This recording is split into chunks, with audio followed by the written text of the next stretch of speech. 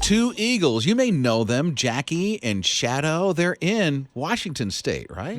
I think so. So they're in Washington State. These are the eagles that are on top of that one big old tree that people have been watching for a few years for their eggs to hatch.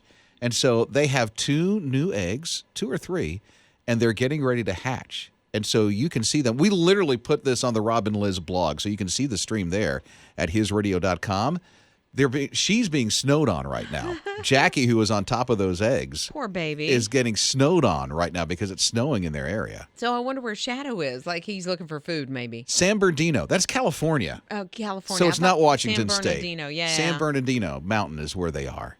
And so now they're getting snowed on. So if you this is the stream so live. You can hear the wind and traffic in the background. It sounds like to me. Is that what it is? Okay. Yeah. But the snow's coming down. That's literally the live stream right there. And she is covered in the snow. In snow. But what a good mama. She is not leaving. She is staying there, and she is keeping those babies protected. So I have family, and Andy's a teacher, and she said that her students are watching this.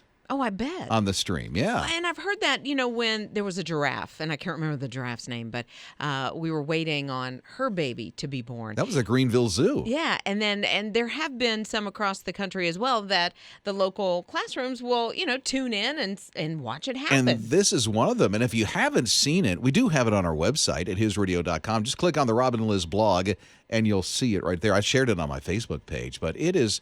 I don't know why I'm captivated by just watching an eagle sit there on its eggs. Well, because you want to see him crack through the egg and be born and how mom and dad react. They were fussing the other day, mom and dad, eagles, about who was going to keep the eggs warm. It's my turn. No, it's my turn. Really? And they weren't saying that, but you could sort of infer. You could tell, huh? Rob and Lizz. His morning crew. There was a knock at this guy's door. Turned out to be the son of his neighbor. I'd say he's what? 7 years old? Yeah, 7, 8. 8 years old. Yeah. He had a burning question and desire and request for his neighbor, this 8-year-old little boy. It was all captured on the doorbell cam. My little brother has been annoying me, so can I move in with you? I have all my stuff. You're going to move in with me? Yeah, I wanted to. You got rent money? What? You got money for rent? Do you have rent money? Then you know there's going to be a lot of work here, right? You have to do work. You all right with that? He's thinking. Yeah, I love doing chores. Okay. Can you help me get my stuff? No, I'm not going to help you. You got to do it yourself. All right. All right? Okay. What a neighbor. He thought so quickly on his feet, how do I deal with this? So basically he was giving him tough love. Like, sure, yeah, you can move in, but you got to work, you got to pay rent. The kid was like. He should have seen his eyes. What now? Got to pay rent? Sure. I like doing chores, he said. Sure you do. Nobody likes doing chores. And then as soon as he said, can you help me get my stuff? He's like, no. But the kid, he was kind of like, okay, I'm going to go get my stuff then.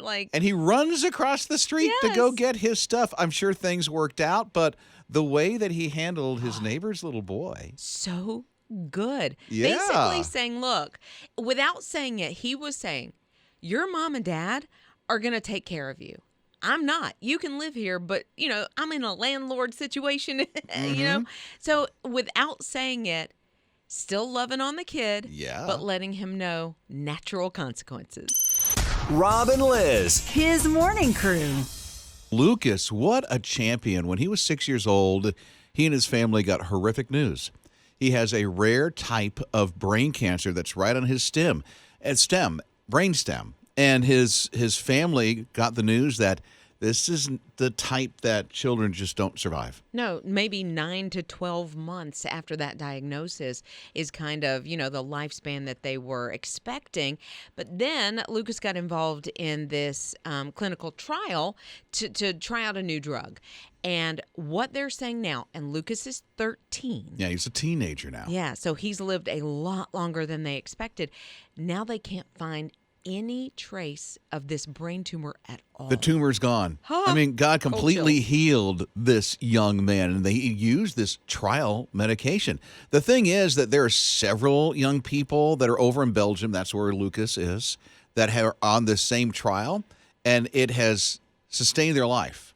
He's the only one that the tumor is completely gone. Yeah, so far. So, of course, they're going to continue to test, this medication. But wow, what a miracle in Lucas's life. And the Right. others, and the other children. We can't discount that either. How many people will have hope because of this? Right. It just shows us that we are, because of all of this research, we are getting one step closer to possibly a cure. And how God is using this. Oh, absolutely. You know? So now Lucas has a long life ahead of him. God used this to get rid of that tumor that was inside of him, and that's good news. Rob and Lizz. His morning crew. It's wedding season almost. A lot of weddings going to be happening. There's a new trend, and I'm all about it. Not flower girls, but flower grannies. Oh, for real? You have the grandmas go down the aisle with the flower petals. How cute is that? It is the cutest. So one, I guess it was Instagram or TikTok, there were two grandmas, and they look like they're going to cut up at that reception. Like they're going to get it on the dance They're floor. ready, huh? They were just beaming, like biggest smiles, and they were like being a little sassy with it. And I was like, yes. Putting the flower petals down. Yes, Uh-huh. we need more flower grannies for sure. That's a new trend I haven't even heard of yet. Never. My brother-in-law, his dog was the ring bearer, which I've heard of that, incorporating pets, Yeah. and that kind of thing. And he has a Rottweiler. And it walked down the aisle to some Blake Shelton song. And I was like, Really? this is so typical. Like, this is so Southern. I love it. God's country. Rob and Lizz. His morning crew. So there's this teacher that is kind of going viral right now because he's been talking about what kids say, and it's kind of trying to help keep parents in the know. Well, the latest thing he's talking about is something they're doing, and it's called mewing. So mewing, according to some orthodontists, is where you take your tongue and you put it to the roof of your mouth, and it's supposed to give you like almost a mini facelift in a way. Really? So, and then you moo No. when you do this? I don't know why it's called mewing, to tell you the truth. But if you do it, it makes your jawline look a little crisper and cuts down on the double chin. And so that's what the kids are doing. However, Not doing that for me. this teacher says what's happening, at least in his class, his school, is that the kids are using mewing so that they don't have to answer questions from their parents and their teachers. So the parent might say, hey, did you clean your room? And they put the tongue on top of the roof of their mouth, and then they just go, like they point at their chin and their cheek to say, I can't answer you now because I'm mewing. Really? So these are just kids. So what are they, 8 or 9 years old? No, like middle school, even some high schoolers is what students. he's talking Okay. about. Yeah. And so mewing is a thing, but he's saying, don't fall for it, basically. Like, they're just trying not to answer you. Well, of course. But he said it is a real thing, like to strengthen whatever these muscles are, to cut the double chin. So I'm like, I will answer you, but I'm certainly going to be mewing for a while. Rob and Lizz. His morning crew. 20 years ago, they started this program where the prisoners are training dogs, like stray dogs. And for 10 weeks, they go through this program. They're training these stray dogs. And after these dogs are trained, after 10 weeks, they find a forever home for these dogs. Mm-hmm. It's the most beautiful thing. They just crossed this is in Oklahoma. They just crossed a milestone, and they've been doing this program for 20 years. And the program is called Pen Pals, so penitentiary pals. But yeah, it gives the inmates obviously something to focus on, something to love on. Sometimes it's hard when their dog kind of graduates that 10-week program. I mean, there's some tears probably from both, but knowing that they are the dog's going to a forever home makes it easier. And then they start the process all over again, so they get a new pet. Well, listen, these gentlemen in this prison are there for a while, and so it's like, I'm locked up, I have no purpose, why am I even here? I'm just sitting in a cell, and every now and then going out to a yard and working out or doing some jobs or chores inside the prison. This so gives them a purpose. And you should see how tender-hearted these hardened criminals are with these dogs. It gives them a real tender heart. It's beautiful to watch. Well, and I think that's part of their rehabilitation, probably, to prepare them for when they do get out of prison, bringing up a little more of that compassion because, a lot of times you end up in a place like that because of some things that you've gone through in your own life, and it hardens that heart, and finding that little spot of empathy and compassion again and making it bubble to the surface through these dogs. I mean, in prison or not, there's a time that you just feel like you're locked up in a cell, at least I've had. And God had really had to get me somehow, some way, and tender up my heart. And then I'm like, because of Jesus, I'm set free. Sure. And I see these for these prisoners where they're in there for a while. And then God uses a thing like a dog program. He uses what he has to get a hold of you. Rob and Lizz. His morning crew. The big burning question. I think a lot of people have. And I feel like when I was born, I had this question for the doctor.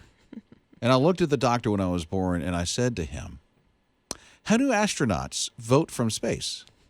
It may not be a burning question, but now that it's been brought up, I would like to answer. Oh, good. your Liz knows, question. Yes, evidently. Yes. So it starts about a year before an astronaut heads to space. They get a ballot. They actually get to choose, do they want to vote locally, state, for the presidential election, like which ones are they wanting to vote in? And so when it comes to the day to cast their vote, they actually go into a little booth, and the ballot has been uplinked. So they cast their votes, and then they downlink them back to Earth, and it goes to the county clerk's office to be counted. That's a lot of detail. It's a lot of detail. For the International Space Station and the astronauts that are there. Right. So they don't have to do absentee balloting, a year ahead of time, because things could change. You might have somebody that suspends their presidential campaign before it's time for them to vote, or whatever the case might be. And so they have to make sure it's pretty relevant. Well, good. I feel at ease now because Well, I've good. had this question since I was born. Well, Rob, every vote counts. Rob and Lizz. His morning crew. Here's this guy who likes to scuba dive and find things that people have lost. And so some people have contacted him and say, hey, listen, around this one area in a lake, I lost my Apple Watch. It just fell off. He has like an underwater metal detector that you see that people have like at the beach or out at the park where the little metal detectors, beep, beep, beep, beep, that thing. So he's found, since he started looking for people's watches, 200 of them. That's crazy. It lets you know that your wristband, your watch band does not stay on. No, and it's water resistant, and so naturally you'll go in the water with it because you don't really have to take it off unless you're, deep sea diving.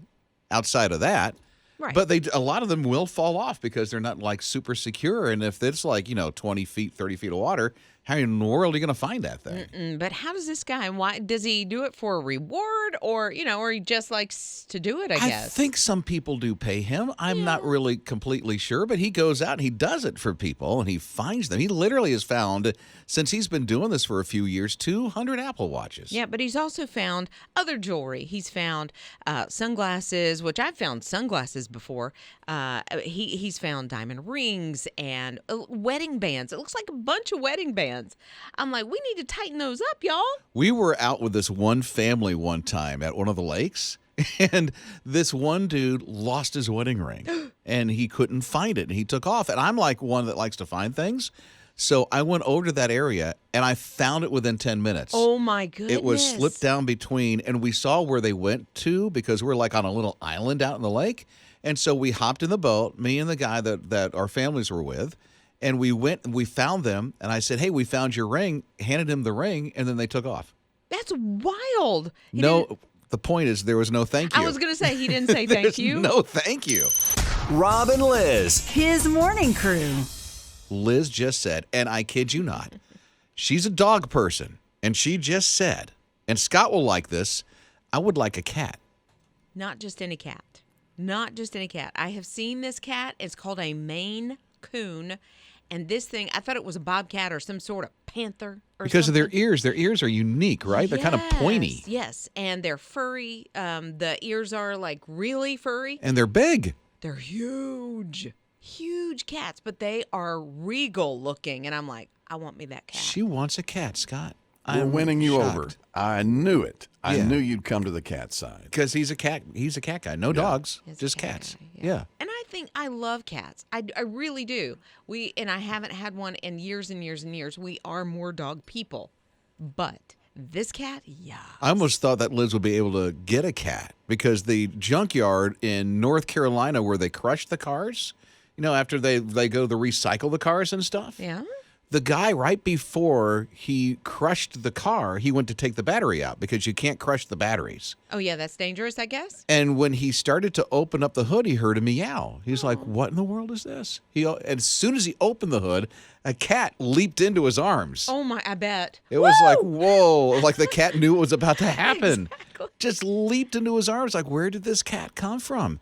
The good thing is that once he hooked up with a shelter, that they were able to find the cat's owner. So that cat good. was saved. I mean, that could have been horrific. Well, that kitty cat was like, whoa, dude, what are you doing? So the first thing is, let's find this cat a home. And then they figured out, this cat does have a home. Oh, good. Can you just imagine? I mean, the poor owner that lost that cat is like, ooh, and they never would have learned its demise. Never would have thought about Right? that. So maybe that's something that those who work at the junkyard or something like that can check from now on. And I know that would take extra time, but at the same time, because kitty cats like to get into the vehicle. You have to open Cats up the do that. car. Yeah. Don't they, Scott? Cats in the wintertime like to curl up in the engine block and, underneath, wherever they can find a warm nook. And a lot warm. of times that's where they go, to cars.